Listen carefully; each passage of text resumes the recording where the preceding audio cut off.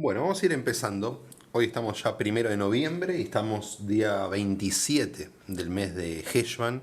Ya está por terminar este mes y empezar el tercer mes del año judío.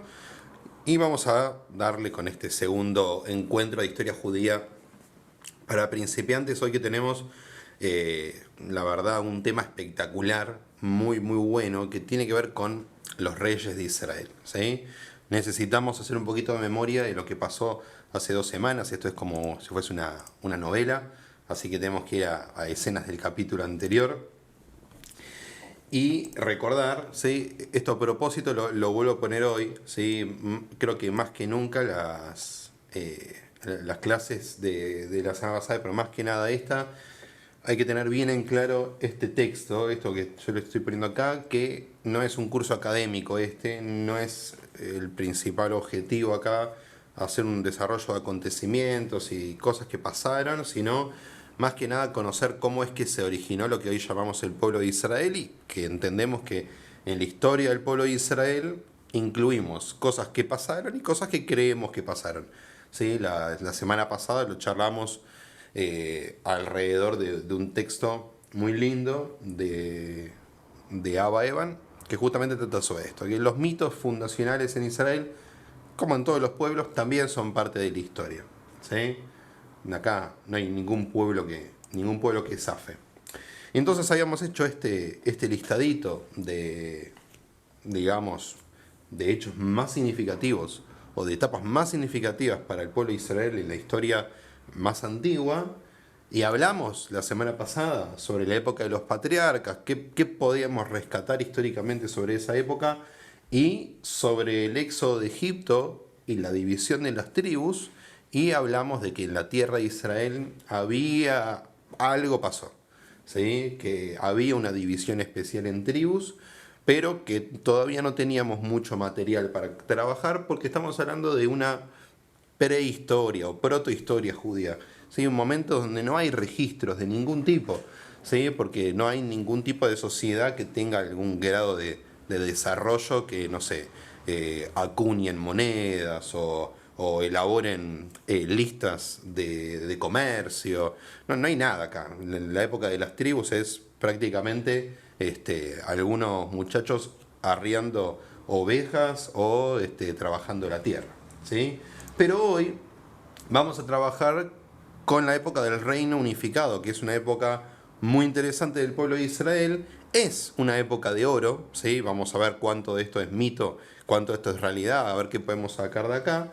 Pero también es una época donde ya empezamos a tener registro. Y esto es muy importante porque son los registros los que nos dejan empezar a hablar de algo, bueno, que sabemos que pasó.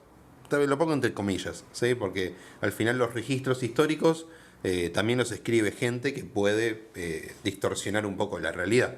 ¿Sí? Acá no hago referencia a ningún hecho político en particular, pero está claro que no porque encontremos una tablilla que dice que pasó tal cosa, eso pasó. ¿Ok? Y es lo que va a dar inicio a algo que, fíjense, no se va a acabar casi nunca, que es la existencia de un nuevo sistema de gobierno, que es la monarquía. Parece algo obvio esto, pero hasta entonces no lo era. Hasta entonces el pueblo de Israel no tenía reyes. Y en este momento empezó a tener reyes. ¿Cuándo dejó de tener un rey? Y cuando ya no lo pudo tener más. ¿Sí? Estamos hablando acá. ¿Sí? Con la destrucción del segundo templo de Jerusalén, fue la última experiencia de que haya un rey judío. ¿Sí? Antes de la destrucción del templo. Así que estamos hablando de que pasó mucho tiempo y que el pueblo de Israel mantuvo esta idea de que los reyes eran la forma adecuada de gobierno. ¿Sí? Ahora vamos a discutir un poquito a ver si era tan así. Nosotros vimos este mapa, hablamos un poquito sobre la división en las tribus y este nombre que las fuentes le ponen a esta época de la historia, que es la anfictionía. ¿Por qué? Porque básicamente significa una unión de tribus y es un nombre que viene del griego. Los griegos también tenían así como grandes ligas de tribus que se reunían. En el caso del pueblo de Israel tenemos esta, representada por 12 tribus que creían tener un pasado en común. La semana pasada hablamos de esto de llamarse Benei Israel, los hijos de Israel, y que, bueno, en las instituciones de la época Eso representaba que todos estaban más o menos debajo de una bandera. ¿Ok? Bueno, hoy vamos a ver que esto entra en crisis, que ya no sirve más, y como le suele pasar a los políticos que ya no sirven más, quedan totalmente desechados. ¿Sí? Acá tenemos un mapa igual, similar. Les saqué foto hace un rato de este libro que les voy a compartir, lo voy a digitalizar en la semana. No es un libro, lo voy a mostrar un poquito mejor. No es un libro que sea académicamente espectacular, pero para tenerlo y para tener alguna referencia de mapas de toda la historia judía, está bueno. ¿Sí? Está bueno. Tiene mapas desde el viaje de Abraham a la tierra de Israel hasta la guerra de los 6 días, ¿sí? En el 67. Así que es un libro que está bueno para tener, complementarlo con Google y con un montón de cosas, pero está bueno para tener porque tiene buenas referencias. Ahora, lo último que les muestro antes de darles la palabra a ustedes. Tenemos acá una división de tribus que conviven con otros pueblos, ¿sí? Por ejemplo, los filisteos, los cananeos, moabitas, edomitas, amonitas, Bayán, ¿sí? Tenemos arriba a los sidoneos, ¿sí? Un montón de pueblos que son de la época y que van a aparecer mucho en la clase de hoy, pero hoy vamos a terminar en esto, vamos a terminar en la expresión más grande territorialmente hablando del pueblo de Israel. El pueblo de Israel nunca consiguió una expansión territorial tan grande en su historia como en la época que vamos a estudiar hoy. ¿Sí? ¿Y por qué es importante? Bueno, por ejemplo, tiene algunos rasgos políticos actuales. Hay algunos que cuando se originó el pueblo de Israel, el Estado de Israel, perdón, en el siglo XX, decían, bueno, el Estado de Israel tiene que tener este territorio, porque si en algún momento nosotros logramos tener esto, esto es todo lo que tenemos que reclamar. Obviamente es una locura, porque esto hoy en día son 1, 2, 3, 4, 5 países, estamos hablando modernos, ¿sí? Sin contar la disputa que habría con los palestinos, estamos hablando de un montón de pueblos. Así que es algo que pasó una sola vez y que tampoco se extendió durante muchísimo tiempo. La verdad es que más o menos duró unos 150 años toda esta distribución de tanto territorio que dominaban los hebreos, los judíos de la época. ¿Ok? Ya nos gustaría unas vacaciones en, no sé, en algún lugar del norte, cerca de Turquía. ¿Ok? Bueno, vamos a salir un poquito de acá, vamos a volver a la pantalla. ¿Qué creen que es lo que pasó con las tribus? ¿Por qué creen que en un momento caducó como este sistema de tribus y de repente alguien dijo, che, ¿por qué no un rey? ¿Por qué no agarramos a un muchacho? Porque siempre eran varones, lamentablemente. Un muchacho le pone una corona y con eso cerramos un nuevo contrato. ¿Qué creen?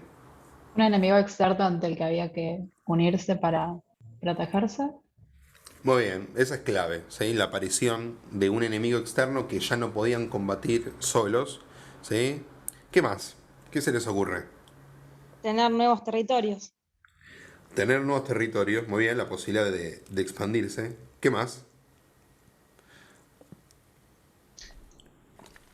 Tal vez una de estas tribus tenía más poderío económico y de esa forma, entre comillas, pudo tratar de, entre comillas, o sea, a ver, comprar a las demás, o sea, a ver, no comprar en el sentido transaccional, sino tipo, che, yo tengo más poderío económico, si te unís a mí te defiendo, si no te unís a mí, quedas por tu cuenta.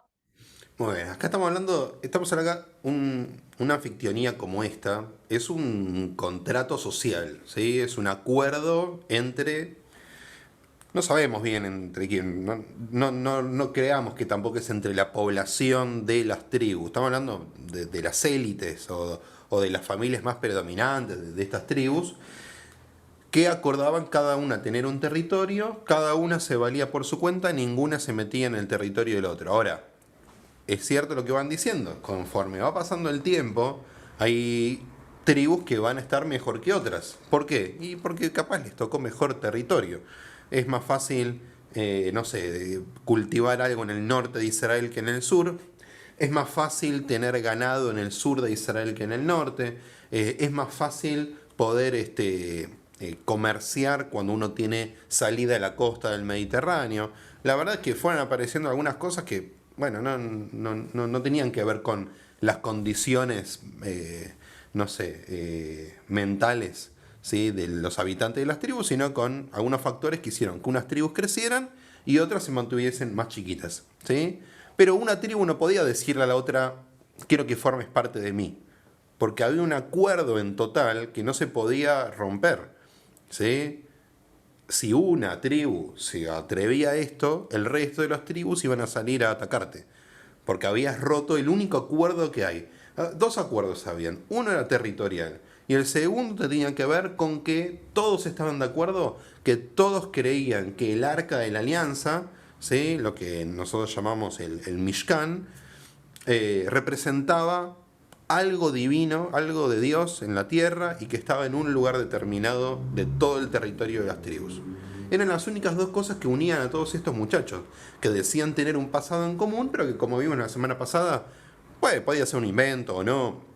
La verdad que tenía que ver más con algo político que con algo real. ¿Ok? Ahora, ¿quién apareció de forma externa amenazando al pueblo de Israel? Fueron los filisteos. ¿Sí? Vamos a ver de vuelta el mapa, porque los filisteos se convirtieron en una amenaza muy latente y prácticamente durante todo lo que vamos a ver ahora, ¿sí? o gran parte de lo que vamos a ver hoy, los filisteos van a ser ese pueblo que va a hostigar al pueblo de Israel. ¿Por qué los filisteos? Y primero voy a hacer una aclaración. Los filisteos no tienen nada que ver con los palestinos de hoy. Si bien lingüísticamente la palabra filistea y la palabra palestina podrían estar emparentadas, ¿sí? porque las letras son letras que pueden ser intercambiables, la F y la P, como pasa en el hebreo mismo. ¿Sí? Lo cierto es que no hay ninguna relación entre el nombre Palestina y los filisteos de la época que estamos viendo ahora. ¿Sí? De hecho, los filisteos van a terminar en esta época, no va a haber gran presencia filistea después de lo que veamos hoy. Y el nombre de Palestina para esta zona aparece recién en el siglo II después de la era común. O sea, 1000 años de distancia. 1000 años es mucho tiempo. A algunos les parece poco, pero es mucho tiempo. Los filisteos estaban acá. ¿Sí? Claramente tenían una gran ventaja. ¿Qué ventaja? Que tenían una gran salida al mar. ¿Sí? Lo mismo le pasaba a los pueblos que estaban en el norte. ¿Sí? No eran los filisteos, sino los fenicios, que eran grandes navegantes y grandes comerciantes. Y en el caso del pueblo de Israel, muy poquitas tribus, ¿sí? Asher, Menashe, Efraín y a veces Dan, podían salir al mar. Ahora, ¿por qué los filisteos eran tan complicados para nosotros? Porque eran muy tecnológicos. No tenían computadora, no tenían drones, no tenían misiles. Tenían algo que era fundamental. En la época habían avanzado a la edad de hierro. Todos los pueblos de la época luchaban y armaban sus cosas a partir del bronce. El bronce se arma, ¿sí? con cobre y con estaño, es una mezcla que se consiguió hace mucho tiempo, pero en un momento se volvió superada por algunos pueblos que venían del norte, de la península de donde hoy es Turquía, la península de Anatolia, que trajeron una revolución, vamos a decirle cultural, pero fue más que nada militar, que fue el hierro. ¿Por qué digo cultural? Y porque también ayudó mucho a la agricultura, por ejemplo. Los arados y demás objetos se convirtieron en objetos de hierro, y el hierro es mucho mejor, ¿sí? para trabajarlo, pero también las armas, las espadas, las puntas de flecha, los carros de guerra, y eso representó algo que difícilmente los judíos, los hebreos de la época podían llegar a enfrentar. Los filisteos están organizados con 5 ciudades, ¿sí? estado que tenían alrededor de esa costa que estamos viendo, y 5 reyes que a veces era uno, a veces eran 5, que se iban turnando, iban mechando. ¿Okay? Ahora, estos reyes filisteos, ¿qué hacían? Y bueno, luchaban contra las tribus que tenían cerca. Entonces, ¿qué tribus no soportaban más a los filisteos? Bueno, la tribu de Yehudá, la tribu de Shimón, la tribu de Dan y la tribu de Binyamin, más que nada. ¿Sí? Las tribus del sur que ya no sabían qué hacer para sacárselos de encima a estos muchachos. ¿Ok? Mismo, también tenemos que los reinos de Moab y los reinos de Edom también peleaban del otro lado de la frontera del río Jordán. O sea que tenemos una situación donde la población de las tribus se ve todo el tiempo afectada, invadida, como que todo el tiempo tiene que ir, los hombres de la casa tienen que ir a pelear, no pueden ir a trabajar la tierra. Bueno, todo muy conflictivo. ¿Ok? En esto, por ejemplo, tenemos en el Tanaj, en el Antiguo Testamento, tenemos el relato, por ejemplo, de Shimshon, ¿sí? De Sansón. Sansón es un juez de la tribu de Dan, que como ven es una de las tribus más afectadas, que va y lucha contra los filisteos, ¿sí? En esta lucha donde él gana porque tenía más fuerza, y después le sacan la fuerza porque le cortan el pelo, y al final termina matándose él a sí mismo y dejando caer sobre sí un templo filisteo, bueno, algo que a los judíos no les cae muy bien, Shimshon en realidad. Es como un héroe, un héroe muy griego, ¿sí? Muy típico de la época, pero es muy poco judío, ¿sí? De hecho, hay algunos comentaristas que dicen que es como, en realidad es un antihéroe. Nunca ayudó a nadie, solamente se ayudaba a sí mismo y era como muy vanidoso, ¿ok? Pero estamos hablando de líderes muy locales, ¿sí? Muchachos que aparecían, pues la mayoría eran hombres, que aparecían en las tribus, que lideraban alguna campaña militar y cuando terminaban, chao, terminaba o cuando terminaba su vida, no es que asumían sus hijos, ¿ok? Entonces había algo que hacer. ¿Y qué es lo que hicieron? Empezaron a conformar la idea de una monarquía. ¿Por qué un rey? Y porque todos los demás tenían reyes. Y la verdad que cerraba por todos lados, ¿sí? Porque todas las tribus juntas y la verdad le iban a pasar mejor. Tenemos un problema. Y el problema aparece en el Tanaj. Y acá quiero recordarles algo. ¿Sí? Vamos a sacar la pantalla un cachito. Nosotros estamos siguiendo una línea de pensamiento para trabajar esto, que es una línea intermedia entre lo minimalista y lo maximalista, es decir, entre pensar que en la Torah todo es cierto y nada es cierto. Estamos yendo por una línea intermedia, ¿ok? Vamos a sostener que todos los relatos que estamos viendo son todos ciertos, pero que tienen un montón de detalles que seguramente se hayan visto modificados a gusto y piacere del que escribió el texto, ¿sí? Del editor, ¿ok? Les dejé un texto, vale la pena decirlo, les dejé un texto en la carpeta que se llama ¿Quién escribió la Biblia? Está muy bueno. Sirve un poquito para tratar de entender cómo se compiló más que nada todos los textos que serían la primera fuente que tenemos para estudiar todo esto, ¿ok? ¿Cómo estamos hasta acá? Ustedes me tienen que frenar, porque yo, más que nada con esto, yo voy para adelante, pongo play. Bueno, nada. Ok, entonces, ¿quién va a ser el principal personaje que nosotros veamos para la formación de esta monarquía? Bueno, en la Torá, en el Tanaj, en el Antiguo Testamento, va a ser Shmuel, ¿sí? Samuel. Nosotros tenemos que entender algo. El libro de Samuel es si nosotros tenemos en la cabeza el Tanaj, ¿sí? como estructura, nosotros sabemos que tenemos los 5 libros de Moisés, en lo que llamamos Pentateuco, el libro de jueces, ¿sí? El libro de Yoshua, ¿sí? Y el libro de jueces, y después tenemos el libro de Shmuel, ¿sí? Que es la etapa donde estamos entrando ahora, ¿ok? Bueno, distintas épocas.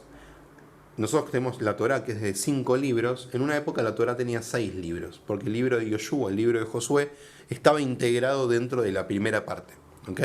En lo que nosotros llamamos Pentateuco, en realidad se llamaba Hexateuco, ¿sí? O sea que estamos hablando, ahí te dejo, Ludmi, estamos hablando con el libro de Shmuel, estamos hablando de las primeras épocas de los textos que salen de lo más sagrado de todo, ¿sí? Estamos hablando de los primeros relatos o composiciones que salen de lo más sagrado. Ahora sí, perdón.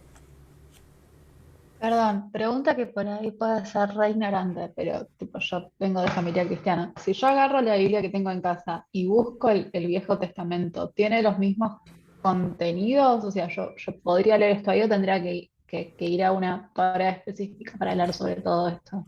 Lo que estamos teniendo hasta ahora es todo igual. La traducción puede ser distinta, pero en los textos que estamos viendo ahora no cambia, ¿sí? Donde hay traducciones que nos pueden ser un poco más complicadas, tiene que ver más con la Torá, con los primeros 5 libros, los 5 libros de Moisés, donde hay traducciones que pueden cambiar conceptos teológicos o ideológicos. Todos los libros que estamos viendo ahora son todas traducciones que todas van a servir, ¿sí? Porque todas van a ser, son recuentos de acontecimientos más que nada, no tiene un contenido ideológico, ¿sí? Es simplemente cosas que van sucediéndose. pero que tenemos que tener en cuenta algo, no siempre se corresponde con algo cronológico, donde lo que pasó en el capítulo 1 pasó antes que lo del capítulo 2. No, tenemos que tratar de entender que acá estamos hablando de una composición muy buena para la época, la verdad es que es algo espectacular, pero que es una composición de alguien que armó el texto. ¿Sí? Facu, Gracias. ¿cómo se pasó de Hexateuco a Pentateuco? Y la verdad es que más adelante lo vamos a estudiar con el retorno a la tierra de Israel después del exilio babilónico. Ahí se va a compilar lo que es la canonización de los textos judíos, ¿sí? Y van a decir, bueno, esto es lo sagrado, ¿sí? Lo que tiene algo especial. El resto también tiene sacralidad, pero no tiene el mismo valor que los primeros 5 libros de Moisés. Algo que tienen que saber, por ejemplo, gente gritando acá en la calle.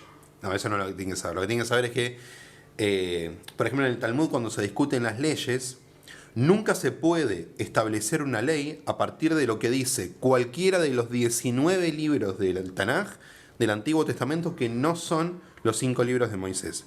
Es decir, que solo usando los 5 libros de Moisés se puede establecer una ley para el pueblo de Israel.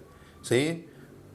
¿Por qué les digo esto? Porque entonces hay un libro, el libro de Yoshua, de Josué, que se le sacó esa posibilidad de generar, ¿sí?, una ley, ¿sí?, a partir de lo que cuenta.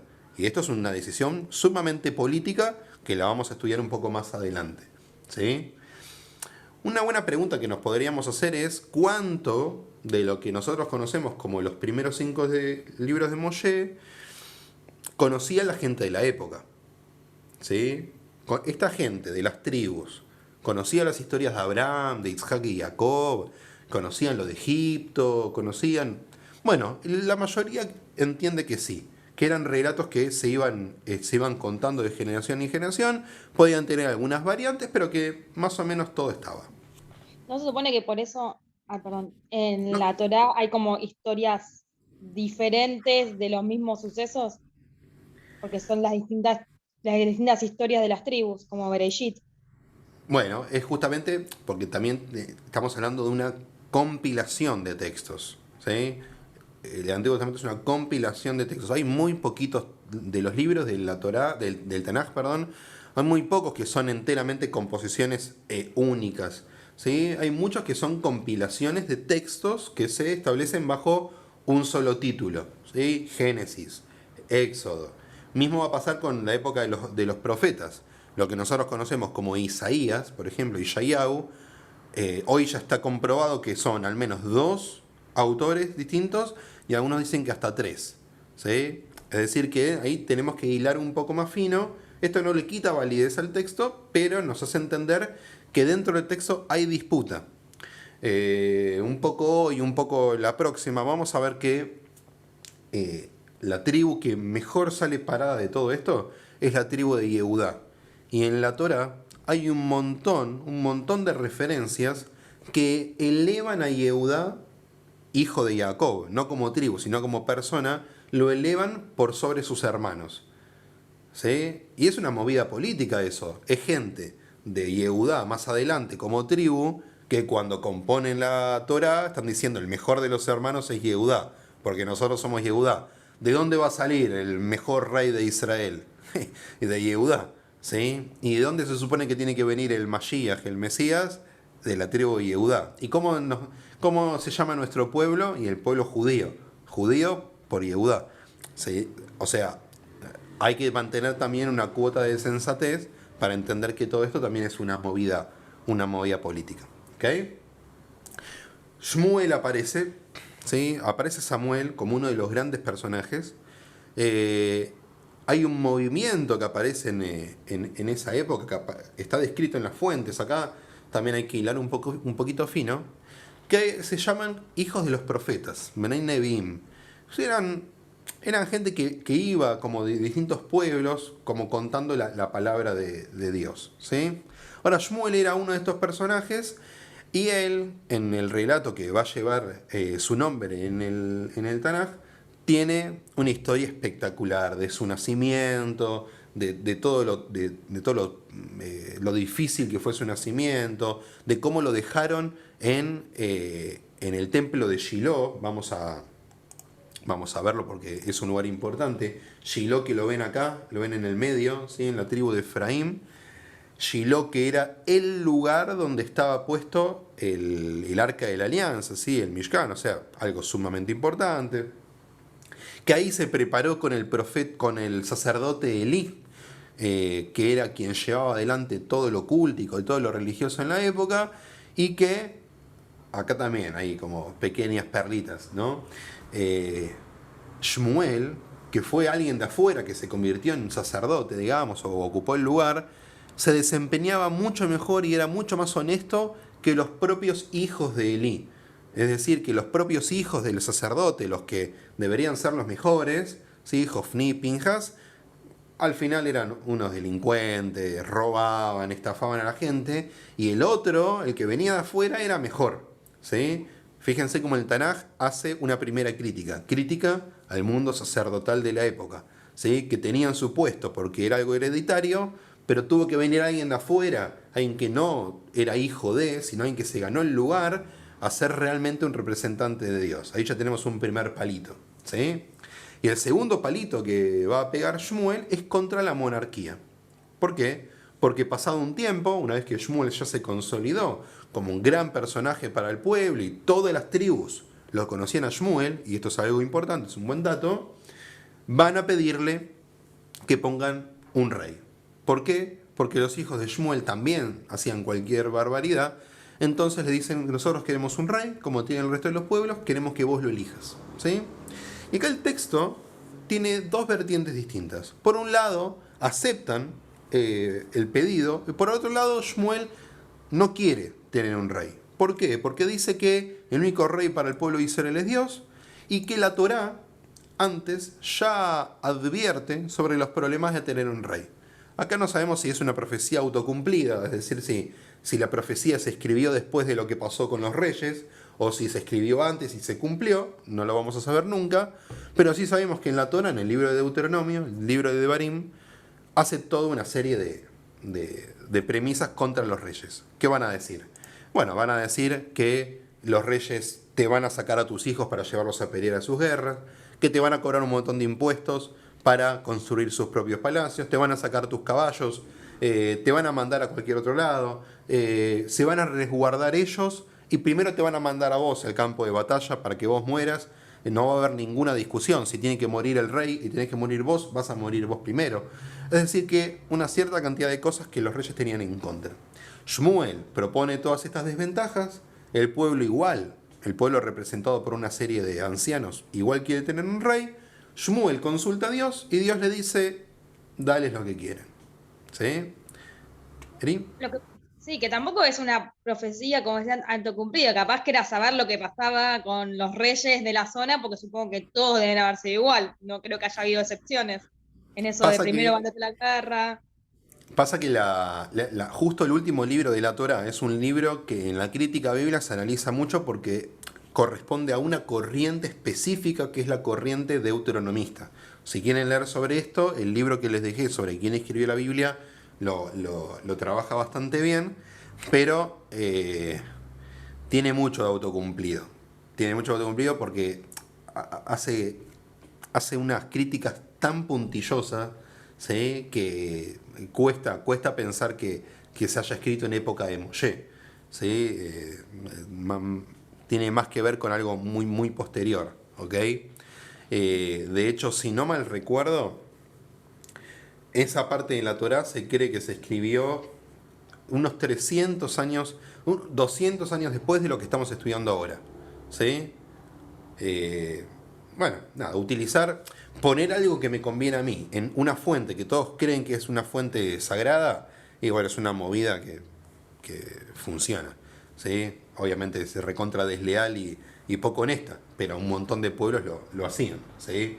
Me acuerdo, una vez en la facultad tuve una materia hermosa que era sobre literatura del antiguo Egipto. Y aparecían un montón de estas, de relatos hermosos pero eran relatos que, no sé, por ejemplo, un rey que soñaba que él iba a ser el elegido para gobernar Egipto. Pero lo escribió Todo eso lo escribió el nieto de ese rey. O sea, no sé, está buenísimo. El tema es si alguien lo cree o no. Si alguien lo cree, bueno, tiene legitimidad. Bueno, en este caso nosotros también, ¿sí? La gente creía en el texto. Nosotros hoy también creemos en el texto, pero tenemos que aprender a quitarle esas capas de cebolla, digamos, que corresponden a una función política nomás. ¿Sí? Aparece Shmuel entonces y designa por primera vez un rey. El rey que va a designar es Shaul. Shaul es de la tribu de Binyamin, ¿sí? Una tribu que no era muy beneficiada. Durante una época fue bastante odiada por el resto de las tribus por algo que pasó, una disputa que se puede ver en el libro de Jueces y que, bueno, mantuvo a todos peleados durante un buen rato. Lo cierto es que Shaul, como cuentan las fuentes, era un buen muchacho, buen mozo, fuerte, buen soldado, la verdad que tenía muchas condiciones de líder, era muy carismático y que venía aparentemente de una buena familia. Shmuel lo elige y de esa manera lo ungen como el primer rey de Israel. Todos se colocan detrás de él y Shaul arranca directamente, Shaul arranca su gobierno liderando la batalla contra los enemigos de Israel. Vamos a ver, ¿sí? Estos son los tres reyes que vamos a ver hoy. Shaul, David y Shlomo, ¿sí? Saúl, David y Salomón, que son los tres reyes, los únicos tres reyes que mantuvieron una unidad política en toda la tierra de Israel. ¿Sí? Fíjense que algo tan exitoso como la monarquía, que duró muchos años, pero en realidad como unidad duró, ni siquiera puedo decir 3 generaciones, porque la verdad que cada uno de estos reinados no duró muchísimo. ¿Sí? Buena pregunta, Leonardo. Perdón, respondo si Shaul puede ser considerado histórico. La verdad, hoy en día podríamos decir que sí. Estamos ahí en el borde. Porque, a ver, en los últimos 30 años, 40 años se ha descubierto mucho. Y podríamos decir que sí, que podríamos tener indicios históricos sobre Shaul.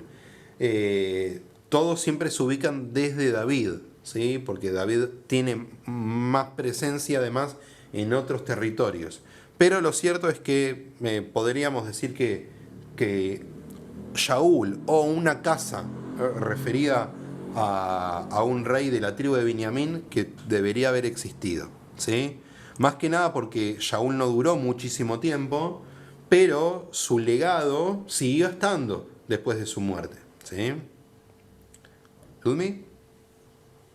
Me cuesta entender o sea, cómo pudo llegar a rey una persona que salió de una tribu que estaba enemistada con las otras, cómo no llegó primero a rey una persona de la primer tribu que dijiste, esa que le dio el nombre a los judíos, o sea.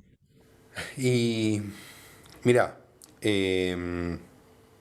dos cosas.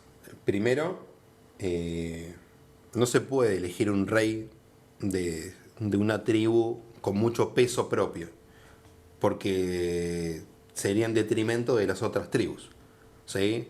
La tribu de Yehuda era una tribu fuerte, aparentemente fuerte, pero lo principal es que tenía otras tribus que competían de la misma manera, tribus en el norte que tenían mucho peso específico también. Y con respecto a la pelea, bueno, el mismo libro de Jueces ya dice en un momento la pelea se resuelve. Me acuerdo de haber leído en el Talmud, aparece mencionada la pelea y aparece una fecha en específico en el calendario, ahora no me acuerdo, debería revisar, en la cual se volvieron a permitir los matrimonios entre tribus, con la tribu de Binyamin, porque en un momento es tal, lo habían aislado de la tribu de Binyamin, la odiaban tanto después de lo que hizo uno de los muchachos de Binyamin, que nadie se casaba con esa tribu, era como la tenían aislada. ¿Sí? ¿Cuál de los relatos sobre la muerte de Shaul? Bueno, vamos a ir con eso. ¿Cómo es el desarrollo del reino de Shaul? El reino de Shaul básicamente es un reino puramente militarizado. ¿Por qué? Porque lo único que tiene que hacer él es tratar de aguantar los avances de los filisteos por un lado y de los moabitas, de los edomitas por el otro. ¿Sí? Entonces Shaul hace guerra tras guerra y va ganando, va avanzando. Pasa que en algunos momentos va pisando algunos palitos que no sabemos si fueron reales o si la tradición judía que es anti-Shaul, por lo general, ¿sí? Le fue poniendo para ir dejándolo mal parado. Shaul empieza como un gran rey y de repente, ¿sí? Me acuerdo esto de hablarlo con Ori más de una vez, hay unos momentos en el Tanaj que hace un clic el texto y todo pasa de un gran rey, un gran personaje, a alguien que está totalmente, no voy a decir poseído, porque no es un término muy judío, pero que de repente hace todo mal, ¿sí? Y que de repente sigue malos consejos, y que de repente está todo el tiempo enojado, y que de repente, ¿sí? Perdió el rumbo. ¿Qué es lo que vemos acá? Y lo que vemos, estamos dejando el camino libre para la aparición de otra persona que nos cierra más que Shaul, que va a ser David, ¿sí? Que tiene un montón de condimentos que la tradición bíblica le va a cerrar más, que es de la tribu de Yehuda, que es bueno, nada, sale de otro tipo de familia, tiene otro tipo de relación con el poder religioso, ¿sí? Lo que vemos de Shaul es algo totalmente distinto. ¿Qué pasa con la muerte de Shaul? Bueno, lo que dice la... Sí, es 100% una mala propaganda, ¿eh? 100%, no queda duda. De hecho, es muy el vuelco de las fuentes es como muy patente, como no tiene mucho sentido, ¿sí? Salvo que, uno, lo entendamos como una movida política, o dos, lo entendamos como que algo le pasó en su espíritu. Bueno, ahí el que quiere quedarse con cada relato, que se quede con el que más le cierra, ¿ok? Sí, pero ahí también hay, perdón, hay mucho de el que gana después no es el hijo. No es que hay una tradición de que David es el hijo. Ahí hubo una derrota y hubo otro que se alzó con el poder. Bueno, de hecho el hijo de Shaul se opone contra él, que es Jonatán, ¿sí? Piensen esto también. La monarquía nueva era tan obvio que después de él iba a gobernar un hijo, que esto va a ser hereditario. Ojo, porque capaz es algo que estamos asumiendo nosotros porque nosotros ya sabemos cómo es una monarquía y directamente aplicamos todo lo que sabemos sobre una monarquía en este estilo, en este modelo. Pero la verdad es que no es que hubo un pacto. El pacto que hubo fue que todos aceptaron que Shaul iba a ser el rey. Pero todos aceptaron que los hijos de Shaul, o alguno de los hijos de Shaul iba a ser rey después que él. Ahí ya cambia el asunto. Lo cierto es que en el Tanaj la figura de David aparece durante el reinado de Shaul. Y acá hay dos relatos fundamentales. El primero es que Shaul estaba como medio, no sé, estaba como empachado, vamos a decirle. En ese momento invitan a un músico a tocar al palacio. Resulta que era David. David toca el arpa, un fenómeno. Shaul lo escucha, se enamora de su música y lo declara como su escudero y un amor espectacular por esta figura de este joven que apareció. Y el otro gran relato es la guerra que va a terminar con el enfrentamiento entre David y Goliat, ¿sí? David que triunfa y esta aparición de un muchacho que le hace frente a los filisteos, ¿sí? Al filisteo por excelencia que era Goliat. Hay una gran discusión historiográfica con respecto a si los filisteos tenían armas de hierro, ¿cómo puede ser que Goliat no tenía un casco de hierro? Bueno, algunos también diciendo que era imposible generar un casco para Goliat que pudiese cubrirle toda la cabeza y que por eso David aprovechó y lo mató tirándole una piedra. Lo cierto es que David aparece como este personaje que logra lo que Shaul no pudo lograr, que es tirar un poco para atrás los deseos de los filisteos, ¿sí? Shaul comete algunos errores, por lo menos lo que aparece en el Tanaj, que son irreconciliables. El número uno, pierde el arca de la alianza. Manda a Jofni y Pinjas, los hijos de Elí, con el arca de la alianza, la pierden, los filisteos se roban el arca de la alianza, hay un cisma político en Israel muy fuerte, los filisteos terminan devolviendo el arca de la alianza porque dice el Tanaj que como se lo robaron empezaron a sufrir una peste y demás, entonces dijeron, bueno, chao, quédense con esto, no lo queremos, no necesitamos tanto, pero lo cierto es que Shaul pierde como ese apoyo que tenía. Y lo segundo es que Shaul va a la guerra contra los amalequim, contra los amalequitas, Amalek es el gran enemigo de Israel siempre, en la época de la Torá, pero no cumple con un pedido de Shmuel, que era matar a todos. ¿Sí? El Tanaj dice que tenía que matar a todos. ¿Y qué hace Shaul, perdón? Shaul deja vivo al rey. Y en eso termina con que el rey se termina escapando y termina siendo algo trágico para el pueblo de Israel. Como no cumple con el mandato de Shmuel, ahí Shmuel se separa de Shaul. Y esa crisis que se provoca ahí, junto con el ascenso de este personaje que es David, termina dando como resultado que, bueno, los días de Shaul como rey están contados, ¿sí? Shaul empieza a perseguir a David, se empieza a generar este conflicto interno y David aprovecha esto, se alía con el hijo de Shaul, Jonatán. Acá, bueno, según a quien le preguntemos, la relación entre David y Jonatán puede ser de muchos colores distintos. Lo cierto es que son grandes compañeros, o por lo menos teniendo una buena relación, y que los dos están de acuerdo con algo, que Jonatán no quiere ser rey y que el rey tiene que ser David. ¿Sí? ¿Cómo terminan los días de Shaul? Shaul termina librando varias batallas contra los filisteos que terminan bastante bien, pero en esas batallas él y sus hijos terminan muertos. ¿Sí? Él, no sabemos bien, algunos relatos dicen que muere, se saca la vida él mismo. No lo sabemos y probablemente ninguna de las opciones que leamos es la certera. Lo que sí sabemos es que todo queda totalmente librado, ¿sí? Como si todas las fichas están bien ubicadas para que el próximo rey sea el que tiene que ser, que es David.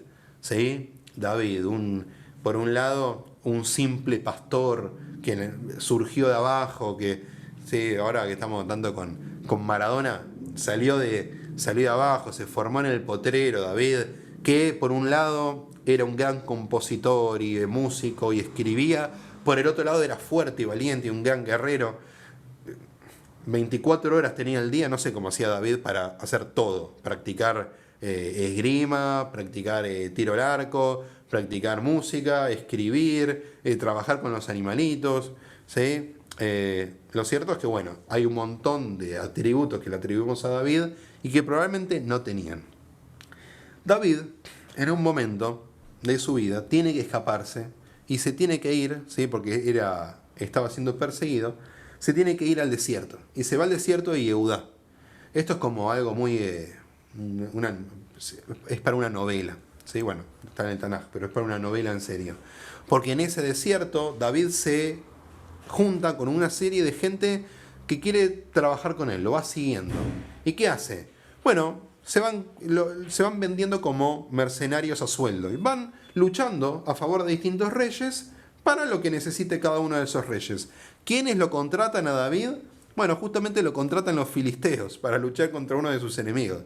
¿Sí? Los enemigos de Israel contratan a David y estos 400, 600 soldados para pelear a favor suyo y le dan una tierra como recompensa a David.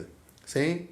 Lo cierto es que cuando muere Shaul y David empieza a tener alguna posibilidad de ascender, David traiciona a los filisteos y se va a la ciudad de Hebrón, ¿sí? Que vamos a ver en el mapa, se va a la ciudad de Hebrón donde va a poner su principal centro político, ¿sí? Donde va a decir, bueno, acá vamos a generar algo importante y yo voy a ser el próximo rey de Israel.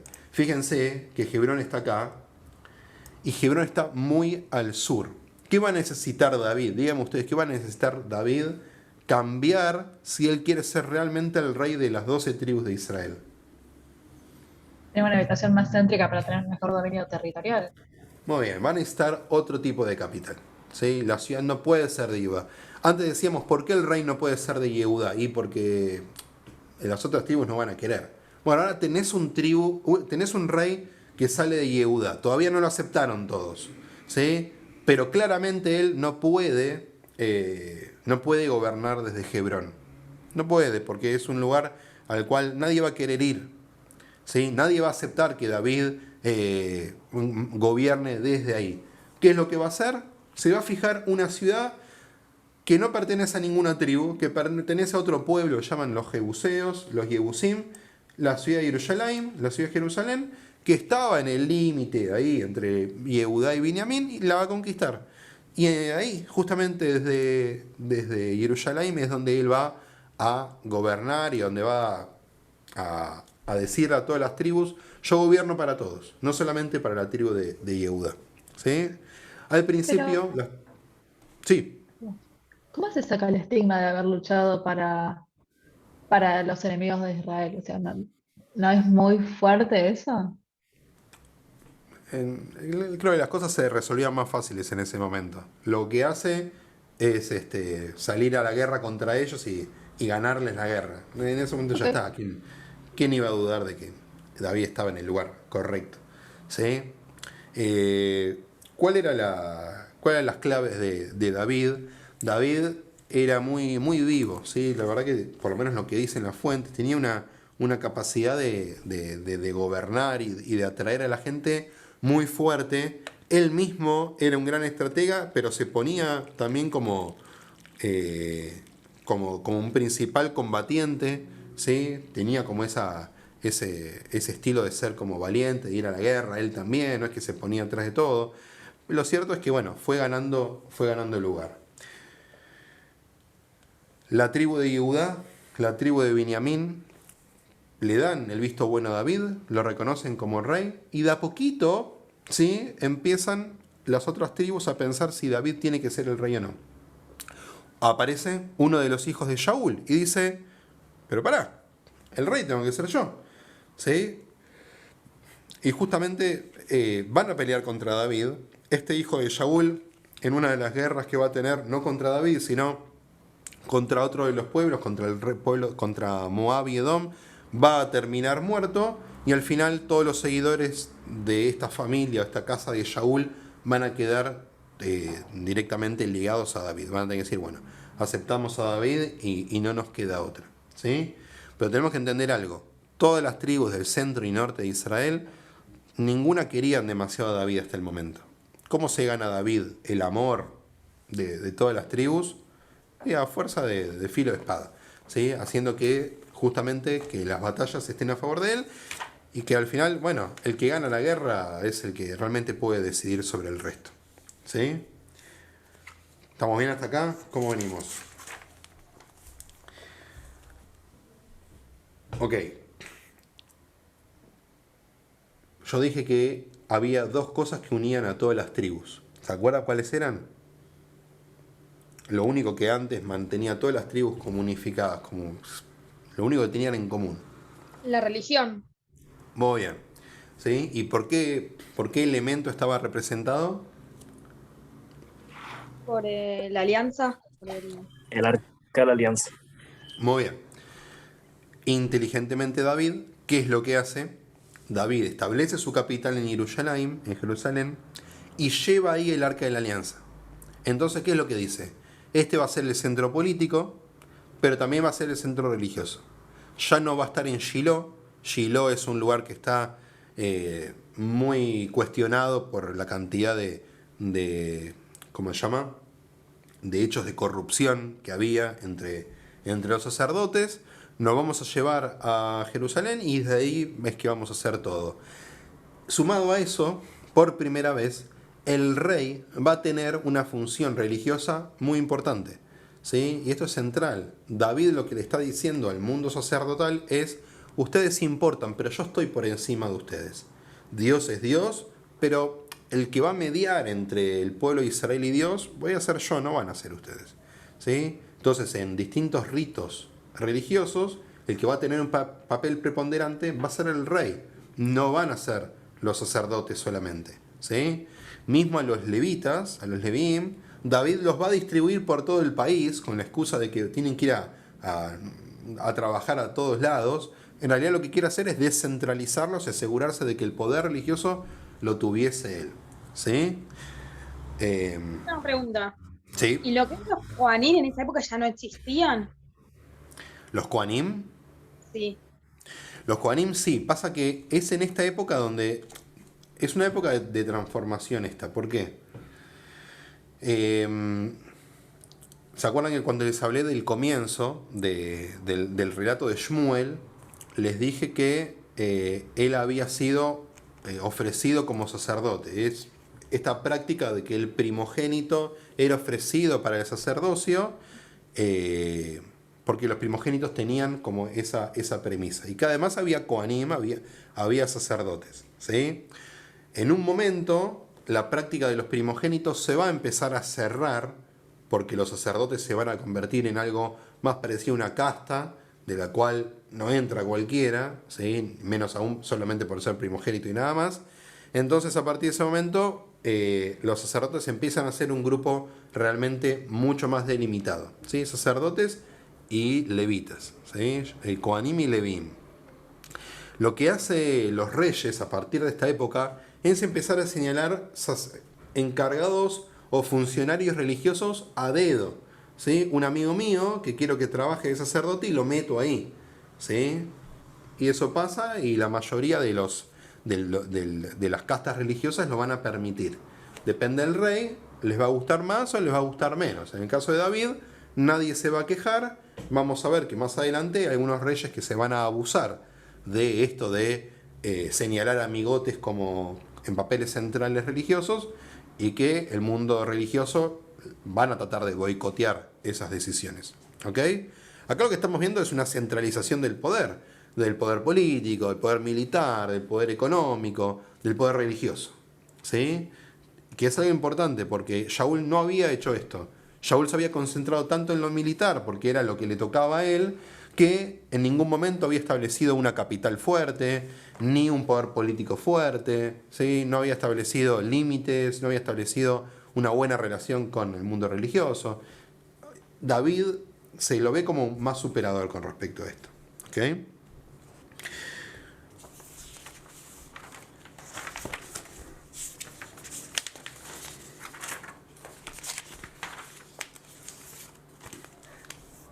Bueno, entonces, ¿cuál es la clave de David? David va a derrotar a los filisteos. Y con la derrota de los filisteos se termina una época. ¿Por qué? Porque los filisteos no van a molestar más a partir de ese entonces. ¿Sí? La pregunta es, ¿por qué aparece de repente en la zona de Israel un rey que tiene la posibilidad de hacer todo esto sin ningún problema? ¿Por qué digo esto? Porque lo que habíamos visto, por lo menos lo que la historia nos cuenta, es que la tierra de Israel es una tierra que siempre está conquistada por alguna potencia. Sea por Egipto en el sur, o por alguna potencia mesopotámica en el este, o por los reinos hititas, ¿sí? De Hatti o de Mitanni en el norte. Siempre hay alguien que está conquistando.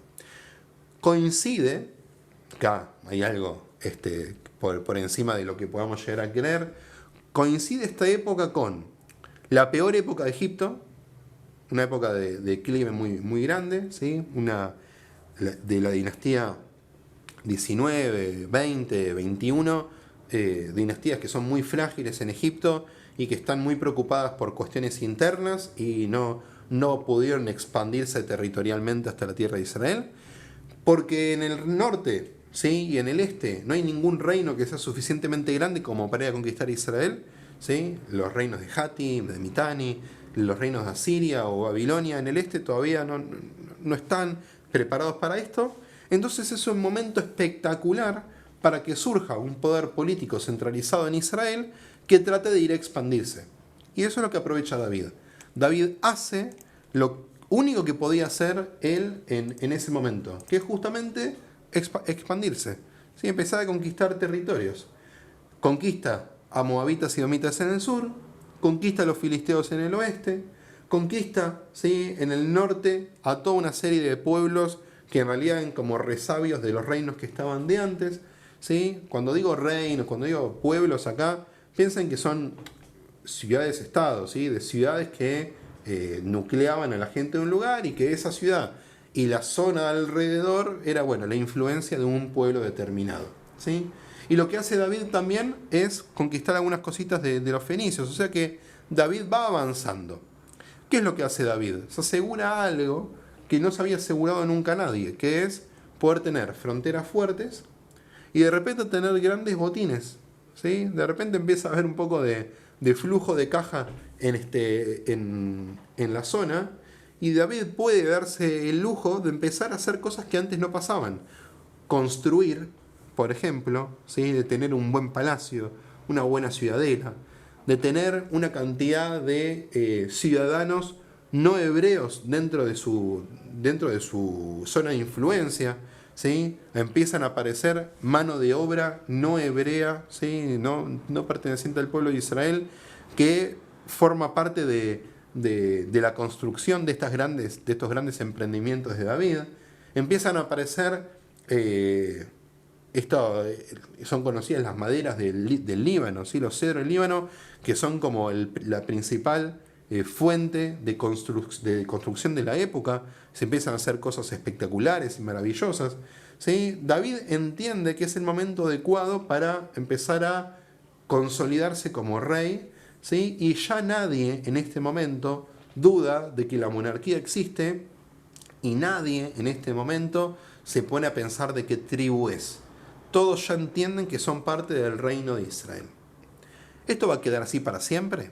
La respuesta es obviamente no, porque los recelos siempre van a quedar en lo profundo. Pero al menos en la dinastía, en el reino de David, esto queda por lo menos sin tocar, ¿sí? Sin sufrir ninguna grieta. ¿Ok? ¿Cómo venimos hasta acá? Bueno, yo ya voy viendo que... Erika, dale, perdón. No, bien, ahora yo tengo una pregunta. Supuestamente hay un librito, o sea, medio nada que ver, que supuestamente son como salmos que escribió David. ¿Eso es algo que escribió alguien y se lo dijeron a David, o realmente son salmos que se sabe que, o se piensa que escribió David? Mira, los salmos es una compilación, ¿sí? Una compilación de distintas épocas, de distintos autores. Esto es muy fácil de demostrar. ¿Por qué? Porque tienen distintos estilos literarios, ¿sí? La verdad que uno puede comparar distintos escritos dentro de los libros de los salmos, dentro de los 150. En realidad eran más de 150. Hoy tenemos 150 salmos y tienen formatos distintos, estilos de escritura distintos, referencias distintas, etc. Lo que sí podemos saber es que algunos de esos salmos son de época de David. No necesariamente que los haya escrito él, pero que sí son de esa época, ¿sí? Sí, sabemos que algunos son muy posteriores, ¿sí? Hay algunos que hacen referencia al retorno de Sion, ¿sí? De la época del retorno de Babilonia. Estamos hablando de 500 años después, ¿sí? Ahora, siempre tenemos que entender esto. ¿Por qué alguien va a asignar a David la escritura de un libro? Bueno, esto es lo que... se me fue la palabra, ya me va a aparecer. Hay una palabra que no me está saliendo ahora. Pseudoepigráfico. Ahí está. Utilizar el nombre de alguien muy conocido, ¿sí? Para ser el autor de algo que yo escribo es una técnica muy usada en la época, ¿sí? Porque claramente si lo que yo escribí, digo que lo escribió el rey David, y bueno, es como que yo escribo algo y digo que lo escribió Mahatma Gandhi. Bueno, está claro que por lo menos para chusmear alguien lo va a leer. Y en esa época donde no había tanto escrito, era mucho relatado, bueno, está claro que algo por el rey David tenía mucho más sentido, ¿sí? Acuérdense que David estaba asociado con todo este mundo musical. Eso también tiene que ver. Pero hoy en día, por lo menos lo que es la ortodoxia, o por lo menos Chabad, te lo da a leer y leen un salmo todos los días. Sí, bueno, pero porque le otorgan a los salmos y a todo el Tanaj una divinidad que no solo no tiene, sino que más, si decís que todo, en especial el libro de Salmos, si decís que es una obra 100% divina, que es inspiración divina pura, tenés unos problemas teológicos increíbles, porque hay un montón de... Ahí Leonardo lo dice en el chat. Hay un montón de referencias que se corresponden con creencias de otros pueblos o con algunas disputas de la época que no tienen nada que ver con lo que nosotros creemos hoy, ¿sí? Entonces, si alguien se quiere arriesgar a eso, bueno, se haga cargo después de ver cómo resuelve los problemas lingüísticos o literarios que hay en el medio. ¿sí? Jesús Barrios dice, decir hoy que David escribió los salmos es algo ya muy forzado. Si bien hay salmos preexílicos, notables hasta el siglo X en la común, también hay salmos post-exílicos, donde se llora a Jerusalén, se condena a olvidarse de su parecer, si me olvido de ti, Jerusalén. Sí, tal cual. ¿Sabes cómo resuelven ese problema? Algunos van a decir que David tenía rasgos proféticos y que escribió de antemano eso. No sé qué decirles.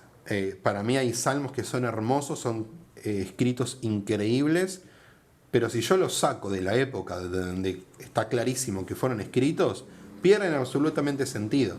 Hay uno, por ejemplo, que es el Salmo 124, que, que habla del retorno a Sion, del retorno a Sion, que es algo hermoso. Si yo lo saco de la época donde está claro que fue escrito, pierde sentido, no tiene nada que ver. ¿Sí? Primero, en la época de David, el término Sion o Sion no existía. ¿Sí? Así que es medio difícil poder asignarle los salmos a David. ¿Ok? Facu. Pensé que quería decir algo. Bueno, vamos a ir llegando al final, así no estiramos mucho. No quiero abrir ahora sobre el reinado de Shlomo, de Salomón, así que lo vamos a dejar para la próxima. Pero, ¿qué entonces conclusiones podemos sacar de los primeros reinados de Shaul y de David? Primero, que tenemos algo ya centralizado. Después de estas dos experiencias de reyes, tenemos la anfictionía quedó totalmente atrás. Nadie está pensando volver a una división tribal. A lo sumo se siguen identificando con sus tribus, pero nadie quiere volver a que cada tribu se gobierne por sí sola. Nadie. A lo sumo quieren que gobierne otro, a lo sumo quiere que gobierne la influencia de otra tribu, pero nadie quiere volver al pasado. Todos están de acuerdo que tener un rey es la única posibilidad que tienen de mantener un gobierno unificado fuerte. Y algo que se encontraron sobre la marcha, pero que les encantó, es que con la conquista de nuevos territorios, lo que hace el reino de Israel es anexar no solo territorios, sino también buenos botines. Y con esos botines pueden financiar un montón de cosas que al pueblo de Israel le vienen muy bien.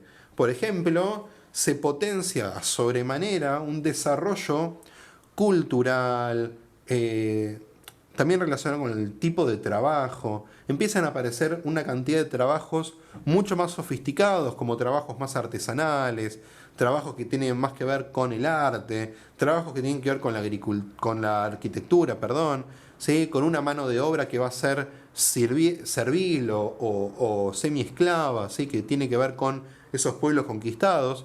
Y al pueblo de Israel eso le va a encantar. Lo único que van a discutir es quién va a llevar la batuta, de quién va a decidir qué es lo que hay que hacer. Pero cómo hay que hacerlo, ya están de acuerdo todos. ¿Ok? Vamos a ver la próxima. Vamos a estar frente al desafío de la primera herencia, ¿sí? La primera sucesión hereditaria de una monarquía, que es de David a su hijo Salomón, y de algunos problemas que tuvo de David antes de esta sucesión, como por ejemplo unos intentos de golpe de Estado, incluso de sus propios hijos, ¿sí? Que bueno, David se mandó unas macanas en el medio, no todos lo querían, ¿sí? Así que vamos a ver con qué nos encontramos. ¿Hay alguna pregunta más, algo que quieran comentar antes de cerrar hoy? ¿Opiniones sobre la dinámica de hoy? Podía hablar un montón, pasa que a veces es medio difícil. Puedo buscar otra dinámica, pero yo me adapto a lo que digan ustedes.